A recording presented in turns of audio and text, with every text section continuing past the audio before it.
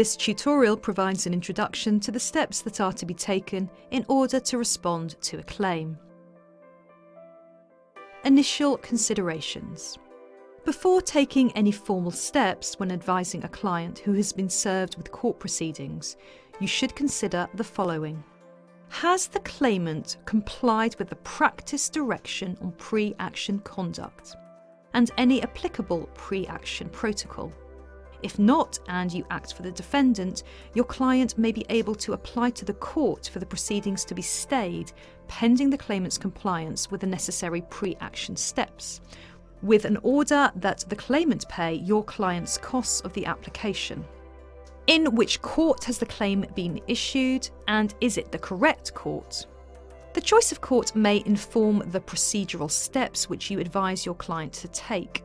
Although it is unlikely that a claim which has been issued in the wrong court would be struck out, the court is likely to transfer it to the correct court at the case management stage, and potentially order that the claimant pay the costs of the transfer. If there is an argument that the court does not have jurisdiction, it may be possible to apply to determine the issue of jurisdiction as a preliminary issue. On what date was the claim issued, and was it issued within the limitation period? The court will endorse the claim form with the date of issue. If the claim was issued after the relevant limitation period had expired, this must be pleaded in the defence, and consideration should be given to whether an application should be made to strike the claim out. What's the date of deemed service? The court may endorse the claim form with the date of deemed service.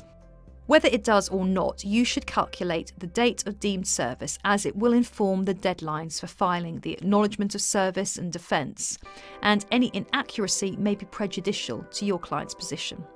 If the claim form was served after the latest date for service, which is currently 4 months from the date of issue, this must be pleaded in the defence, and consideration should be given to whether an application should be made to strike the claim out.